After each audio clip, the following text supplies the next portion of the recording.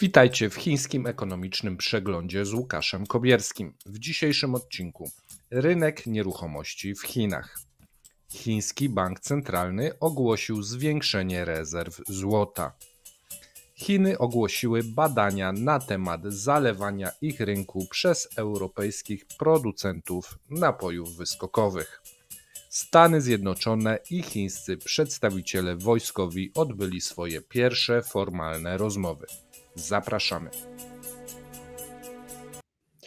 Dzień dobry, z tej strony Paweł Jeżowski i Łukasz Kobierski. Witamy w piękny poranek. Dzisiaj mamy niedzielę, godzina 9.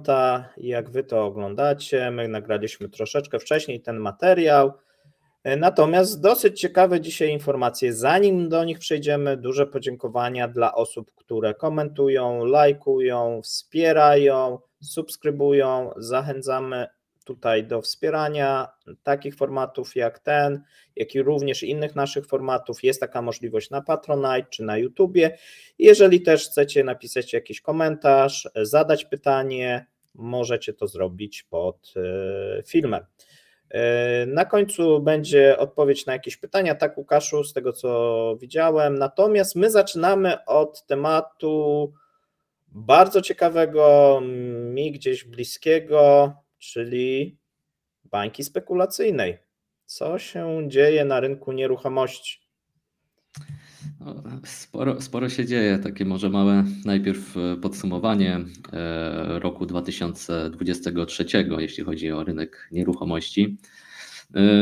Kontynuował on konsolidację i według różnych badań, głównie prywatnych, dominującą rolę w sprzedaży domów i zakupie gruntów odgrywały firmy związane z państwem.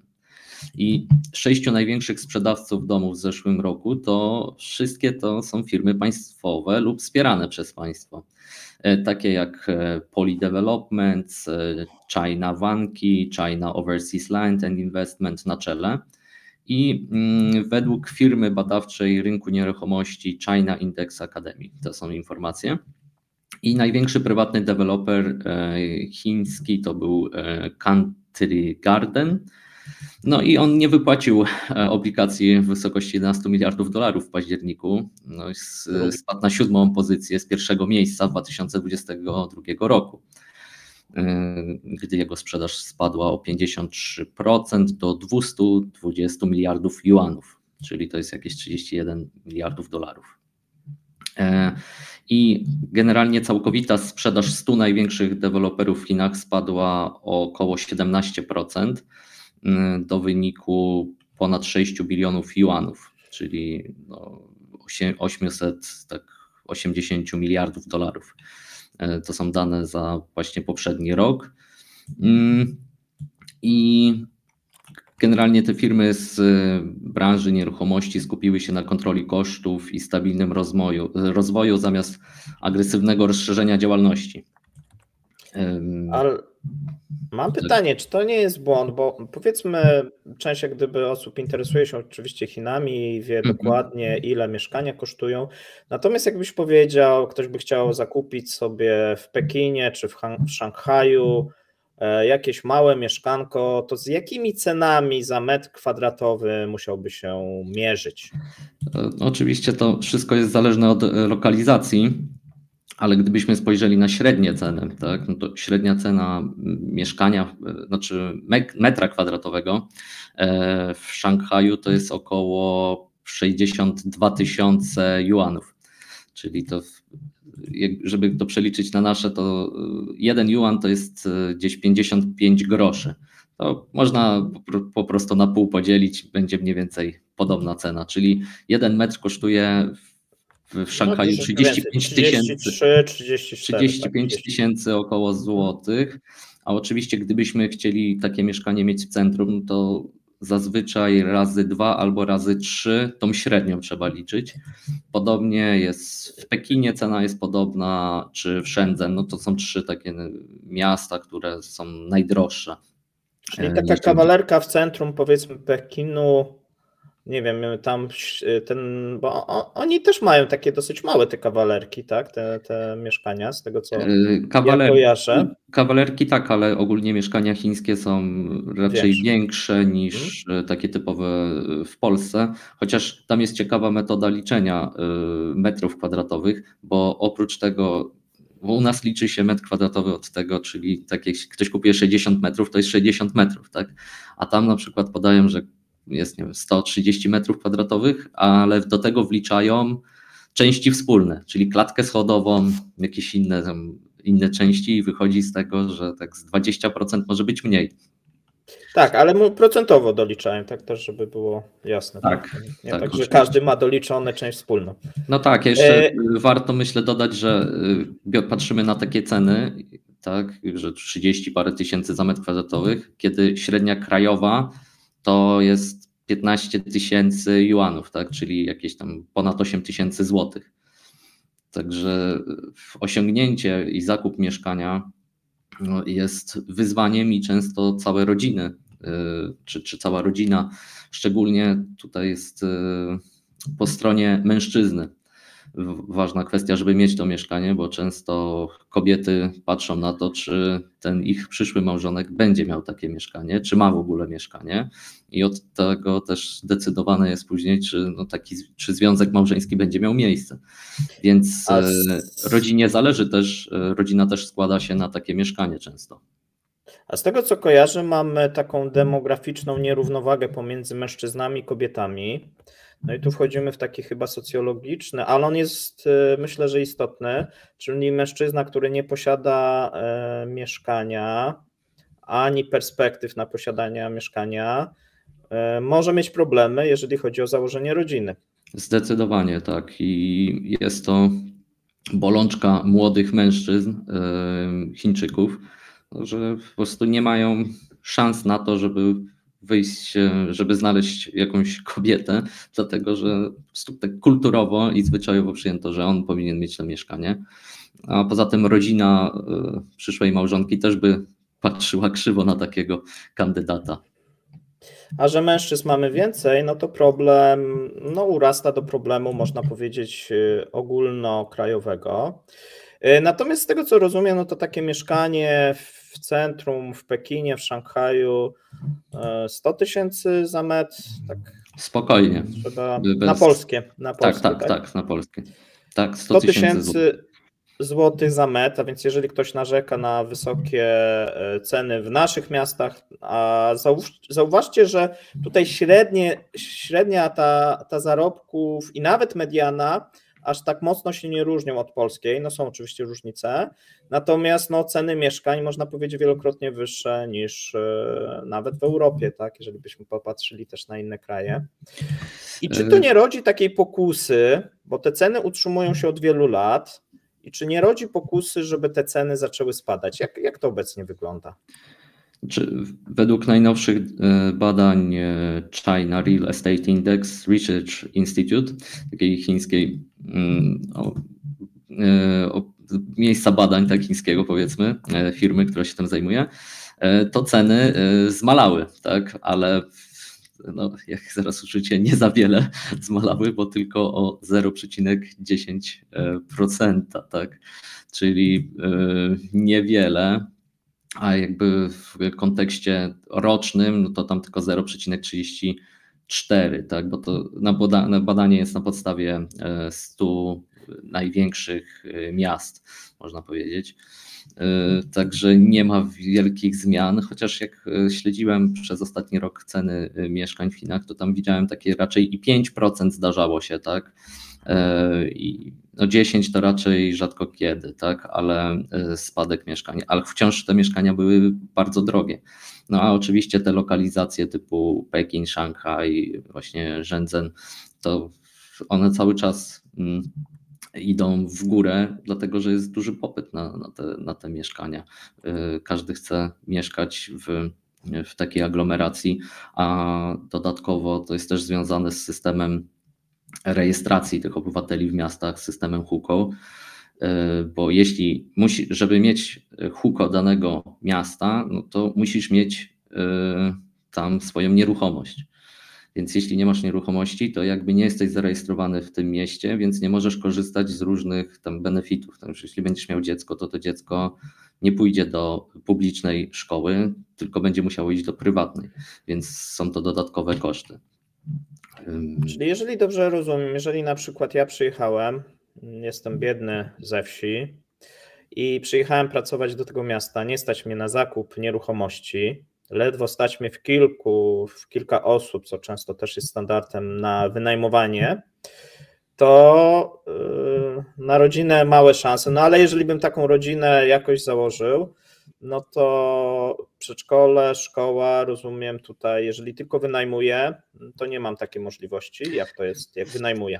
Znaczy, często system wygląda tak, jeśli ktoś przyjeżdża ze wsi, z jakiegoś biedniejszej prowincji do miasta, to on rodzinę zostawia tam na wsi i on pracuje i wysyła pieniądze. To działa nie tylko i mężczyźni i kobiety też tak robią, także i często dziadkowie opiekują się tym dzieckiem czy dziećmi. No już teraz jest polityka 3 dzieci, chociaż no jest jakoś tam nie, raczej jest utrwalona jedna wciąż, jednego dziecka. I pieniądze są wysyłane po prostu do rodziny, a w czasie świąt cała rodzina, czyli mama i tata, wracają do tej wsi i tak wygląda życie wychowawcze młodego Chińczyka, znaczy z biedniejszych oczywiście rodzin, ponieważ nie stać też ludzi z tych biedniejszych prowincji na to, żeby wynająć dom albo w ogóle kupić, to już w ogóle, żeby w Pekinie kupić, to no jak słyszeliście, ceny są ogromne. A dodatkowo często jest też tak, że Chińczycy, którzy jadą na przykład do pracy do fabryki, to mają zapewnione w ramach umowy też mieszkanie. W sensie no taki, powiedzmy, nie akademik, tylko taki domy robotnicze, czy jak się to nazywa? Hotele u nas się hotele, tak, hotele robotnicze. Więc to jest też wygodne, tak? No i wyżywienie też. No właśnie miałem powiedzieć, że często też jest chyba wyżywienie, coś nam przez moment przerwało, więc no to wygląda tak, że no starają się wszystko, co zarobią, no wysłać rodzinie, tak, a więc to tak wygląda, że to jest taka praca, mieszkanie za darmo, jedzenie za darmo, jeszcze jakieś dodatkowe świadczenia, lekarz za darmo, natomiast wszystko, co zarobią, wysyłają właśnie tej rodzinie i tak no, przez wiele lat potrafią funkcjonować. Zdecydowanie. Nie chcę powiedzieć, że całe życie, ale... Jeśli chodzi o bańkę, myślę, że tu jest ciekawa informacja, że eksperci szacują, że prawie 90% chińskich rodzin posiada już mieszkanie. Ale co prawda co 4. mieszkanie jest puste. Więc to też wskazuje na to, że rynek napędzany jest spekulacjami niż rzeczywistym popytem. No ale to też wskazuje, że rynek jak gdyby chyba dochodzi do takiej, bo o tym mówiono już od kilku lat, że ta bańka narosła. Teraz te ceny z tego, co widzimy i mówisz, utrzymują się na stałym poziomie, czyli nie rosną. Jest to też czynnik pewnie dezinflacyjny dla pozostałej części gospodarki. Natomiast gdzieś ona doszła do ściany i w normalnym kraju prawdopodobnie by ta bańka się przebiła i ceny by spadły, rynek by się unormował. Natomiast czemu te ceny, na przykład właśnie ta bańka spekulacyjna w Chinach nie została przebita przez te ostatnie lata? Co takiego się dzieje i czy jest właśnie strach, że ona zostanie przebita i ceny na przykład spadną, nie wiesz, o 1-2%, no bo to są jakieś takie niebezpieczne te jaskółki, ale na przykład o 20, 30, 40%. No tak, wtedy te ceny byłyby pewnie bardziej realne, może nawet więcej niż 20-30%, bo wykonanie tych domów też nie należy do najlepszego, co często czytam i też obserwuję, oglądając różne filmiki z powstałych nowych domów chińskich w stanie deweloperskim. No, też ci ludzie nie zwracają aż takiej uwagi, bo często myślą o tym, że to nie będzie ich mieszkanie, tylko to będzie mieszkanie na przykład na wynajem, więc to im trochę wszystko jedno, jak będzie, to już niech się osoba, która najmie to mieszkanie, bardziej interesuje. Z czego też wynika ta bańka? Bo Chińczycy jako inwestycje w swoim życiu traktują co? Mieszkanie. Więc co zarobimy, co uda się uciułać te setki tysięcy juanów, to kupimy jakieś mieszkanie i będziemy wynajmować, a może będzie kiedyś dla dziecka, a jak nie, to sprzedamy będzie potrzeba, no to po prostu je sprzedamy i będzie kosztowało powiedzmy 50% więcej niż wtedy, kiedy my je kupowaliśmy. Ale tu teraz z tego, co widzę, istnieje pewne ryzyko, że ono nie będzie kosztowało więcej, tylko tyle samo, a może mniej.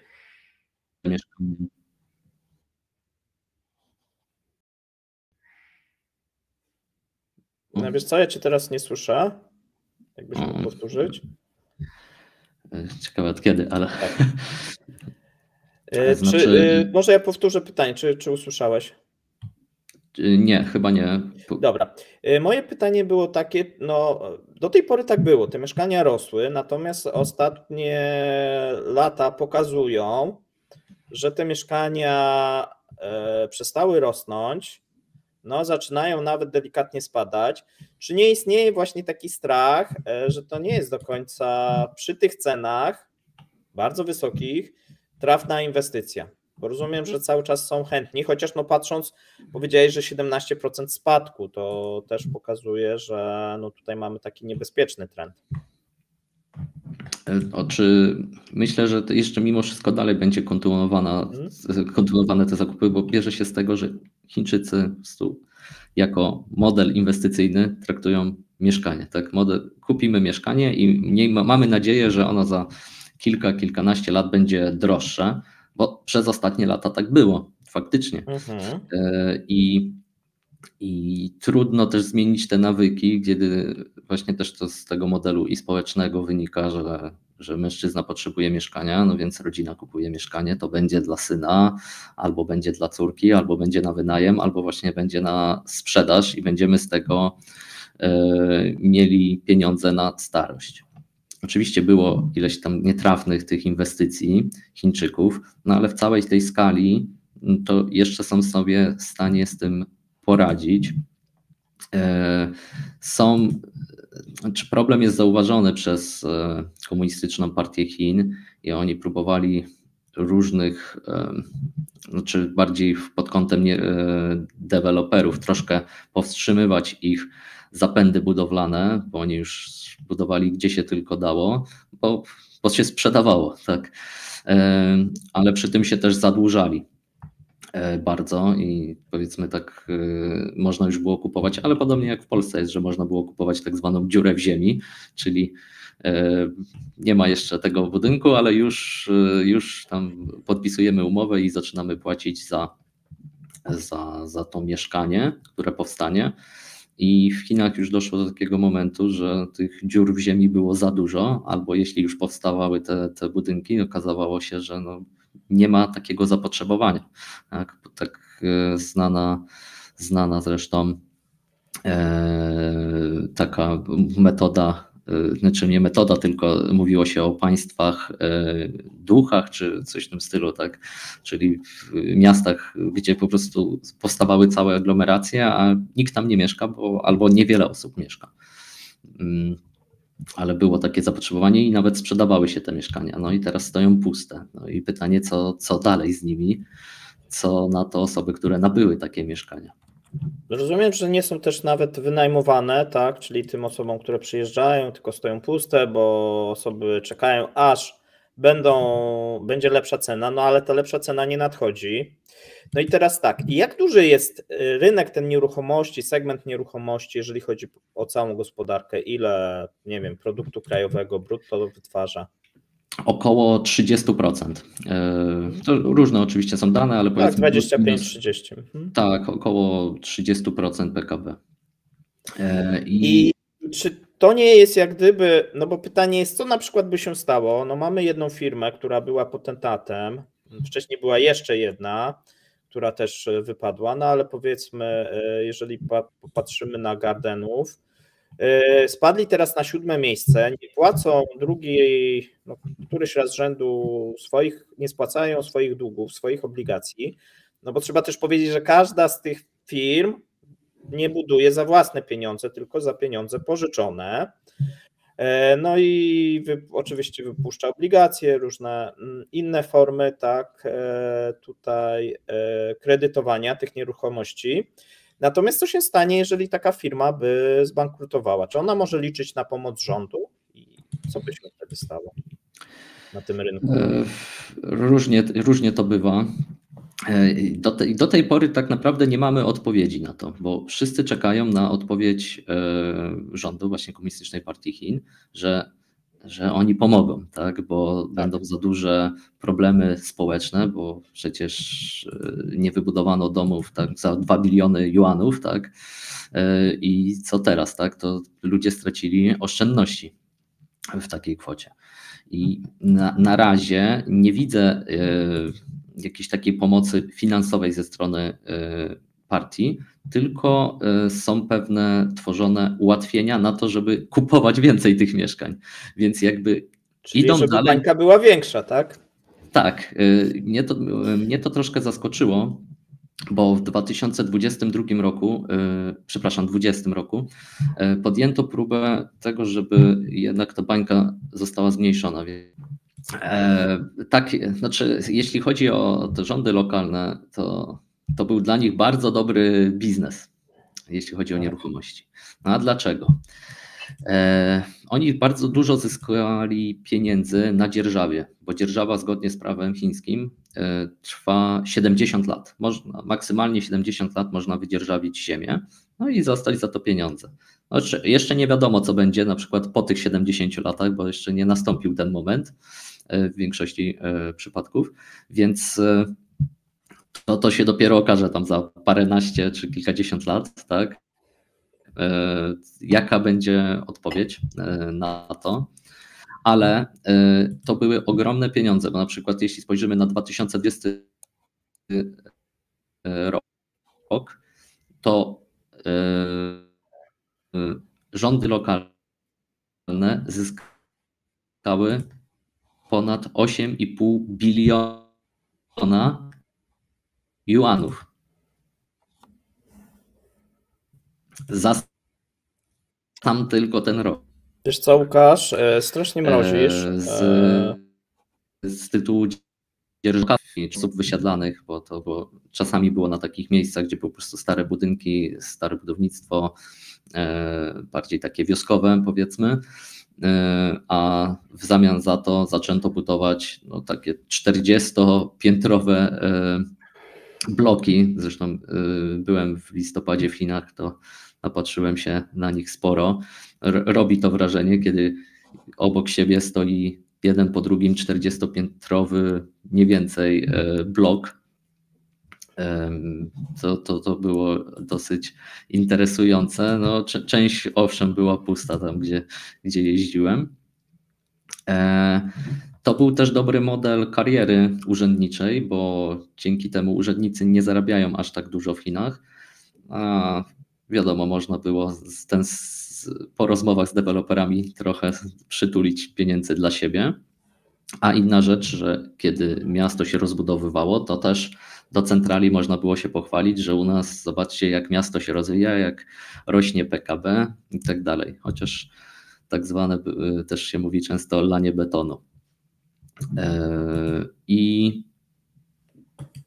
teraz dalej trudno powiedzieć, jak będzie ta sytuacja wyglądała, bo tak jak mówiłem, Komunistyczna Partia Chin jednak luzuje te wcześniejsze swoje podejście tego systemu 3 czerwonych linii, czymś takim, że troszkę nie trzeba będzie tyle mieć pieniędzy na wkład własny, więc oni raczej próbują ratować tych deweloperów na razie w taki ograniczony sposób, no ale problem wciąż pozostaje i trudno mi też zrozumieć, dlaczego nie dochodzi do takiej poważnej decyzji na tym, że okej, no dobra, to musimy zacząć coś robić, albo restrukturyzować te firmy, albo po prostu dać im upaść i zacząć od nowa, tak? No, i budować to firmami państwowymi. Choć ten trend akurat to właśnie zauważam, bo ten trend jest, tak, ten trend jest. One pokazują najnowsze, że to firmy państwowe zaczynają najwięcej budować, właśnie takie też, których wcześniej nie znałem. A słuchaj, a czy nie jest też tak, że ten rynek nieruchomości, segment nieruchomości dawał dosyć duży wzrost gospodarczy, a w Chinach, że tak powiem, wiele rzeczy jest podporządkowanych, żeby cały czas rosnąć, bo oni się boją, że jak przestaną rosnąć, to wszystko się może wtedy załamać. A widać, że w tym momencie mamy sytuację taką, że rynek nieruchomości nie rośnie, a więc daje ujemne raczej, można powiedzieć, te odczyty produktu krajowego brutto. Pomijam, czy one są prawdziwe, czy nieprawdziwe, no ale powiedzmy, że mają dwie wersje. No i widzą, że z tego nie ma. Eksport no ostatnio siadł, pomimo że cały czas próbują właśnie tym napędzać. No a ta konsumpcja przez to, że też te ceny zaczynają spadać i mieszkań, i żywności na rynkach światowych i na rynkach w Chinach, no powoduje, że ta konsumpcja nie rośnie. No i teraz jest pytanie, co ma ciągnąć tą gospodarkę, nie? Czyli może faktycznie poluzować tym deweloperom, żeby przynajmniej tutaj, nie wiem, przez rok, 2 lata trochę poprawić te wskaźniki. Ja myślę, że to jest taki pomysł Pekinu, bo widzą, że i cały świat widzi ten zmniejszony wzrost gospodarczy Chin, zresztą przewiduje się na następny, w zasadzie na ten rok, około 5% PKB, no, gdzie kiedyś zawsze to było 9, 10, tak, 8 to minimum, a z drugiej strony jeszcze myślę, inny jest plan i o czym często Xi Jinping mówi w swoich przemówieniach, no to postawić na nowe technologie i na ten sektor.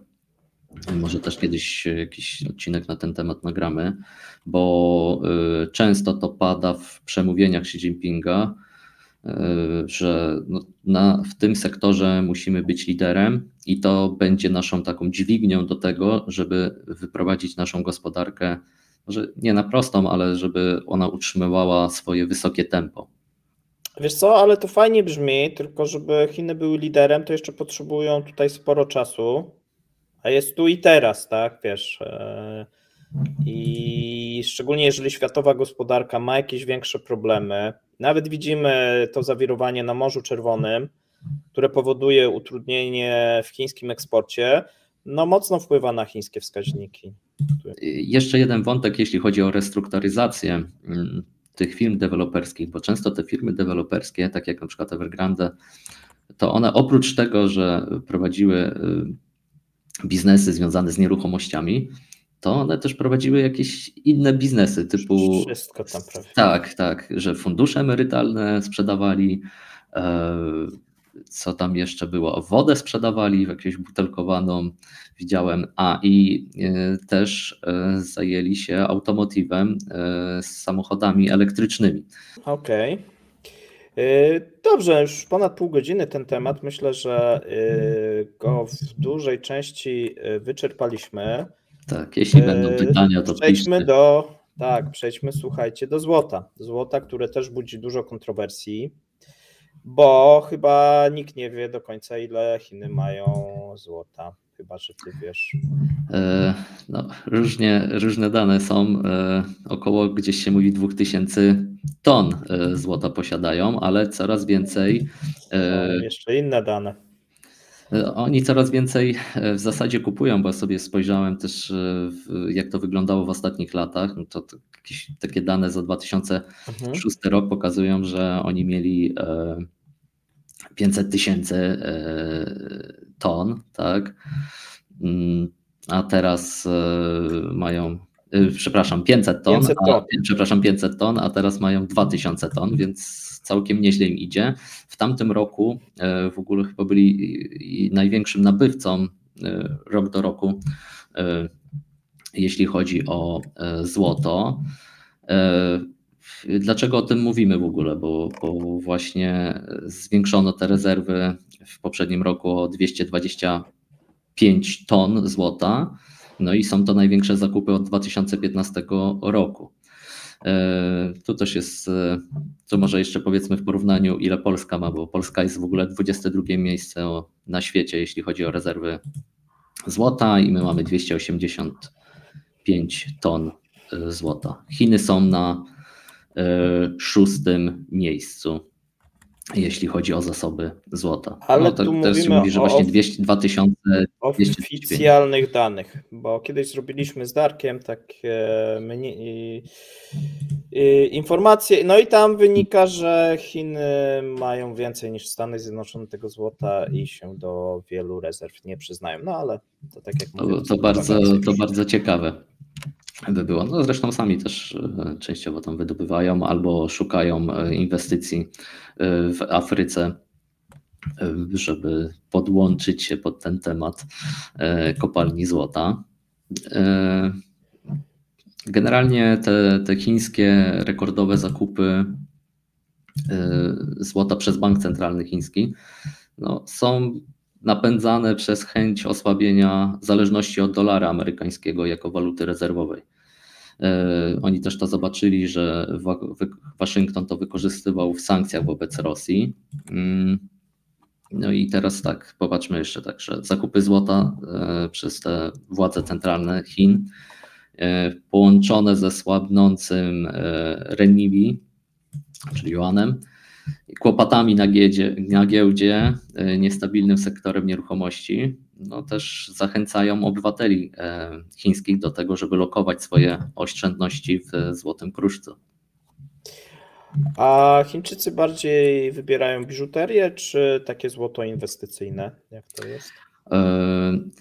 Jak znam Chińczyków, to bym powiedział, że raczej biżuterię, bo oni wolą rzeczy ładne. Ale nie znam danych na ten temat, ale mogę sprawdzić. Tak, tam jest dosyć, sami dużo produkują, też Indie są dużym producentem, nawet z Rosji jest jakaś wymiana.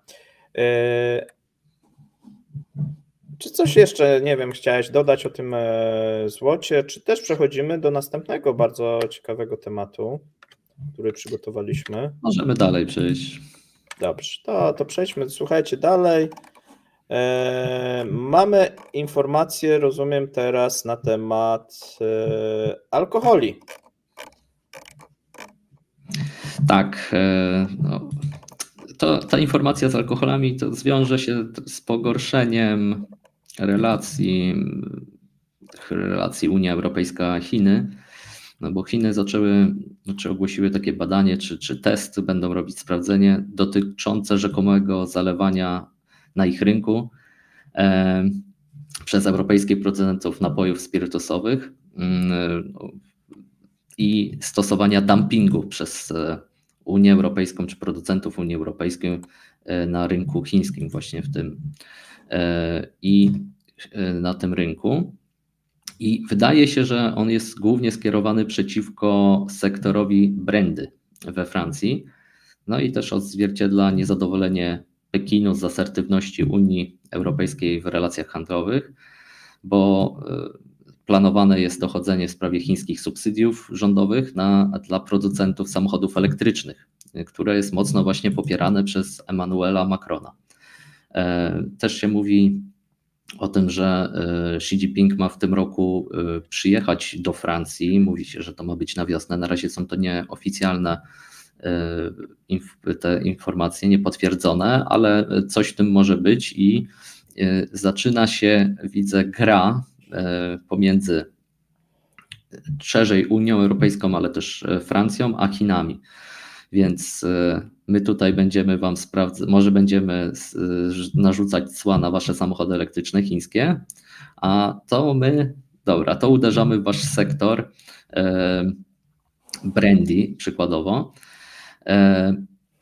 bo jeśli spojrzymy na jeszcze dane, to Francja stanowi największe źródło alkoholi importowanych do Chin, reprezentując 37% wszystkich tych alkoholi w 2022 roku, a drugi największy eksporter to jest Wielka Brytania, to niecałe 10%, ale jeśli chodzi właśnie o sektor brandy, to Francja odpowiada za 99% wszystkich importowanych tych produktów brandy do Chin. Więc mamy mocne uderzenie chińskie w ten sektor. Na razie oni tylko prowadzą sprawdzenie, czy coś jest nie tak, tak? Ale to jest jakby pierwszy krok do nałożenia jakichś ceł na ten sektor.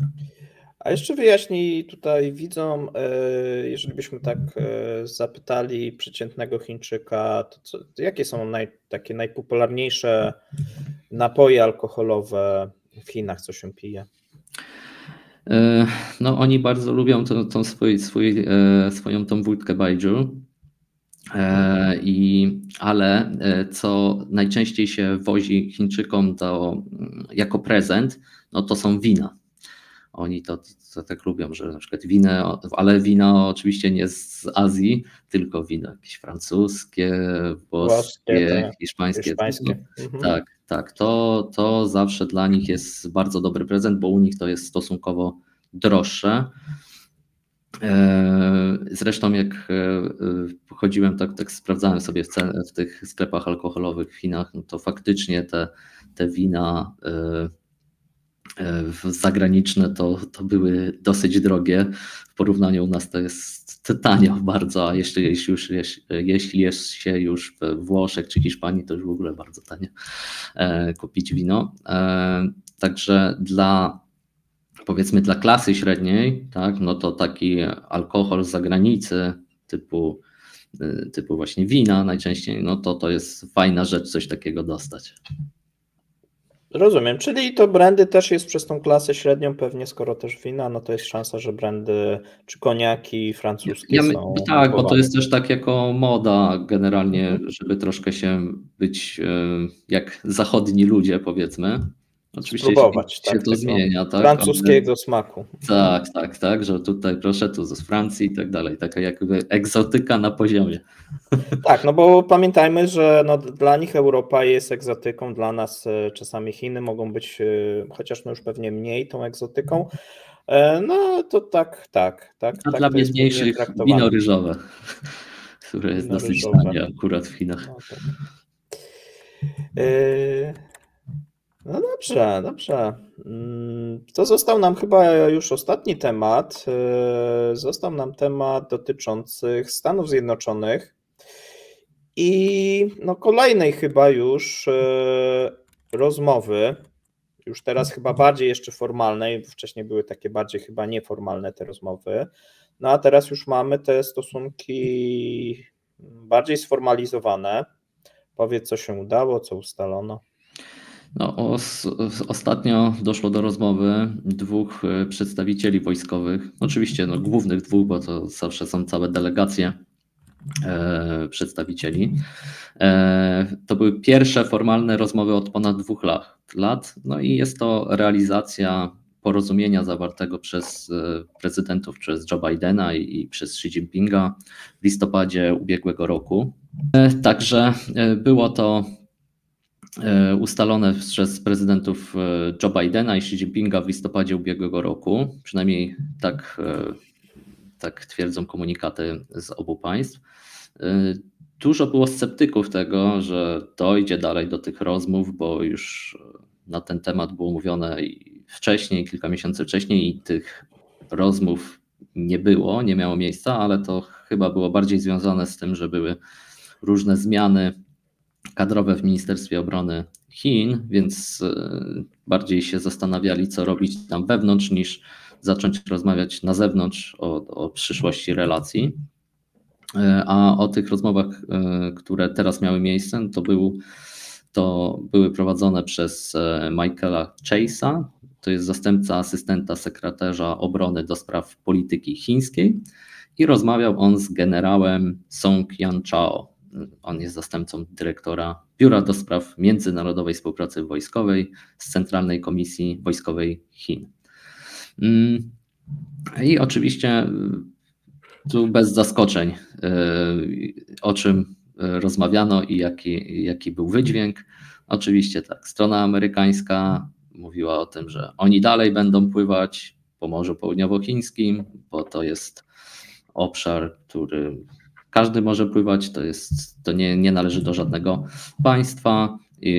Legalnie pływają, bo to jest międzynarodowa, albo gdzie też latają, bo to jest międzynarodowa przestrzeń powietrzna, więc oni odrzucają wszystkie zarzuty, że oni gdzieś sobie przepływają przez Cieśninę Tajwańską czy przez Morze Południowochińskie, a z kolei Chińczycy oczywiście powiedzieli o kwestii Tajwanu, że Tajwan należy do Chin.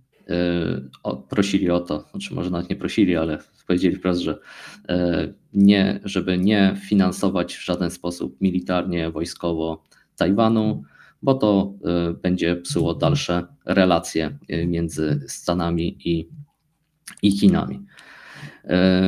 Ja bym to tak podsumował, że wiadomo, są rytualne, muszą być jakieś odpowiedzi, to zawsze czytamy, ale dobrze, że te rozmowy mają miejsce, bo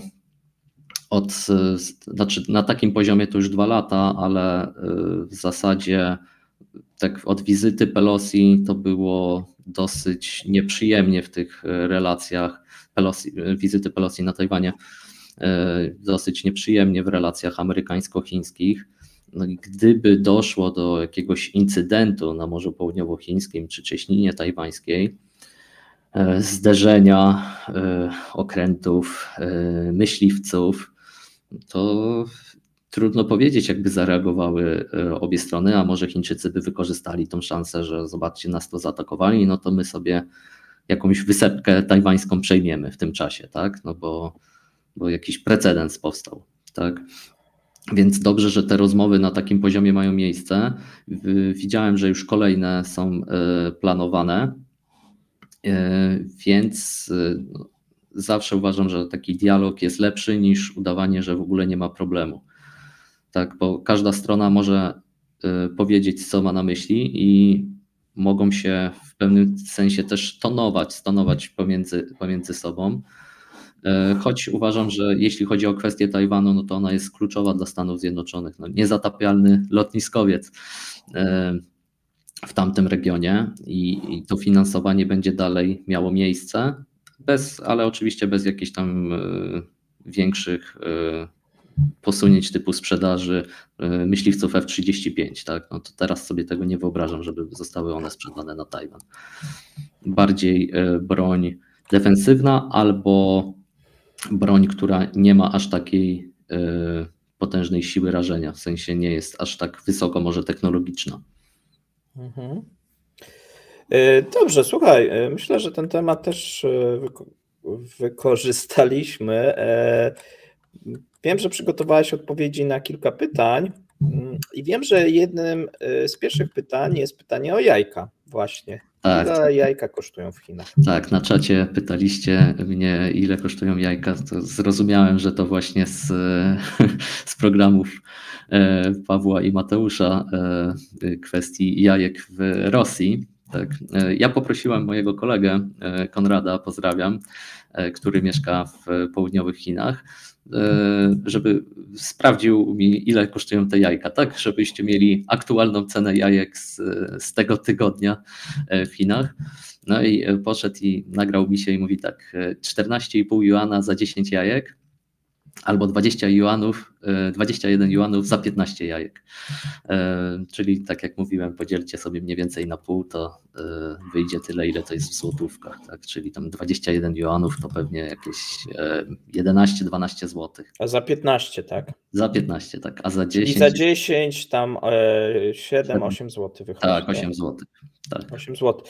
To tyle, co w Rosji teraz, tak? W Rosji około 100, tak od 100, powiedzmy 10 do 150 mniej więcej, chociaż ostatnio tam rząd robi rubli, rząd robi wszystko, żeby to obniżyć.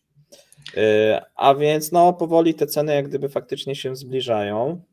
No i to jest też ciekawe, jednak w Chinach się trochę obecnie więcej zarabia niż w Rosji. To też... Właśnie, tak. No to jest spora różnica. No Chińczycy też lubią jajka, to w wielu daniach są te jajka, więc byłem ostatnio, to jadłem na śniadanie taką dużą jajecznicę z pomidorami, jeszcze z jakimiś innymi tam warzywami. Ale jajka są popularne, tak? To nie jest tak, że tam Chińczycy mało jedzą jajek. Było też pytanie, bo rozmawialiśmy ostatnio o tych obrabiarkach CNC, które tam są sprzedawane z Chin do Rosji. Ktoś zadał pytanie, ile kosztuje taka obrabiarka. No, poszukałem sobie informacji i ceny są różne, tak jakby trochę zadać pytanie, ile kosztuje samochód. Tak, no, samochód może kosztować, nie wiem, 10 000 i 1 000 000. I podobnie z obrabiarkami. Znaczy, widziałem, że największe ceny to są tak powyżej $500,000. No ale można też kupić taką, powiedzmy, obrabiarkę dla zabawy, dla własnego użytku od $1000. Więc taka jest rozpiętość cenowa. I też ktoś zadał pytanie, czy można, tam do końca nie zrozumiałem, czy czołg można zbudować z tego. Całego nie, ale wiele elementów da się z takich obrabiarek przygotować, tak, ciąć. Więc jest to przydatne, ale też nie tylko do czołgów by było, bo też można do karabinów, no do wszystkiego, co w zasadzie jest... Obróbki metalu, tak? Wszystko tak, bo to jest obróbka metalu, wszystko, co jest z metalu, więc jest to przydatne.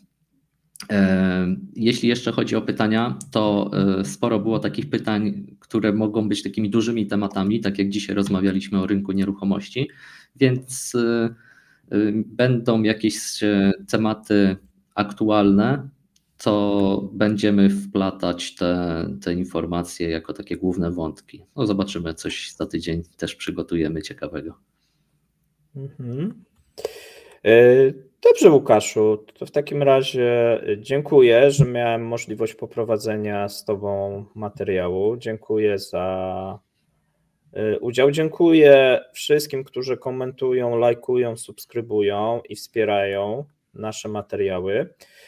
My z Łukaszem się widzimy za tydzień, natomiast z widzami ja widzę się wieczorem. Do zobaczenia wkrótce. Dzięki, do zobaczenia. Miłego dnia. Cześć. Cześć. Dziękujemy za obejrzenie do końca. To dzięki Wam ten kanał ma szansę się rozwijać tak jak dotychczas. Pamiętajcie, lajki, subskrypcje, komentarze pomagają nam rosnąć. Jeszcze raz dzięki. Do zobaczenia.